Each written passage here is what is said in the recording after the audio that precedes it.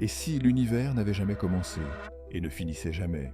Certains physiciens, comme Paul Steinhardt, pensent que le Big Bang n'était pas le début, mais le rebond d'un univers précédent. Imagine un cosmos immense qui s'étend, puis ralentit et s'effondre sur lui-même.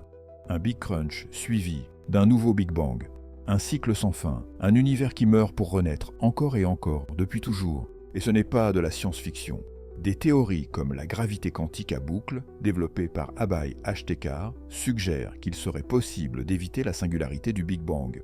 Au lieu d'un point infiniment dense, il y aurait eu un rebond quantique, le passage d'un univers effondré vers le nôtre. Ce modèle, on l'appelle le Big Bounce, et il pourrait expliquer pourquoi l'univers est si homogène, si stable, comme s'il avait déjà traversé d'innombrables cycles avant celui-ci.